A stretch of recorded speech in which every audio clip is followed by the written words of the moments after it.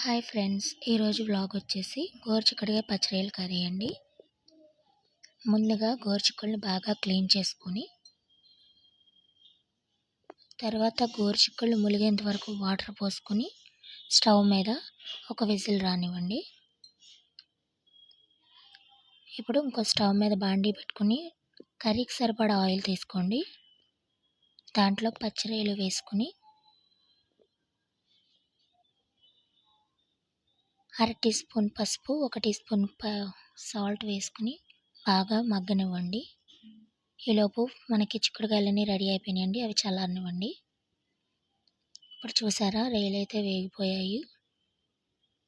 ఇప్పుడు ఒక ప్లేట్లోకి తీసేసుకుని పక్కన పెట్టుకోండి.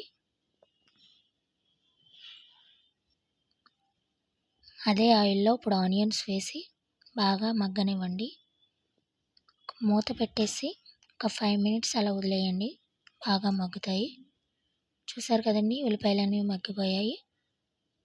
ఇప్పుడు దీంట్లో టొమాటోస్ వేసి బాగా కలయబెట్టి మళ్ళీ మూత పెట్టి ఒక 10 మినిట్స్ సిమ్లో పెట్టి మగ్గనివ్వండి. బాగా సాఫ్ట్గా అయిపోయాయి టొమాటోస్. ఇప్పుడు ఫ్రైలు వేసి బాగా మగ్గనివ్వండి. గోరుచిక్కుళ్ళు చూసారు కదండి, క్లీన్ చేసుకుని పక్కన పెట్టేసుకున్నాం ఆల్రెడీ.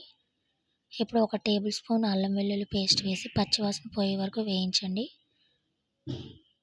ఇప్పుడు దీంట్లో 2 టేబుల్ స్పూన్స్ కారం, 1 టేబుల్ స్పూన్ ధనియాల పొడి వేసి బాగా కలియబెట్టండి.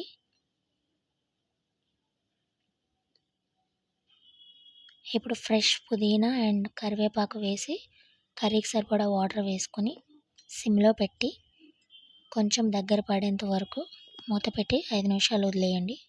ఇప్పుడు మగ్గిని చూసారా. ఇప్పుడు చిక్కుడుకాయలు వేసుకోండి, ఉడకబెట్టిన చిక్కుడుకాయలు బాగా కలియబెట్టి మూత పెట్టి ఒక 10 నిమిషాలు బాగా మగ్గనివ్వండి. ఇప్పుడు ఒకసారి నీట్గా కలిపేసుకొని దాంట్లో పుదీనా కరివేపాకు వేసుకొని మూత పెట్టండి ఒక 5 సెకండ్స్.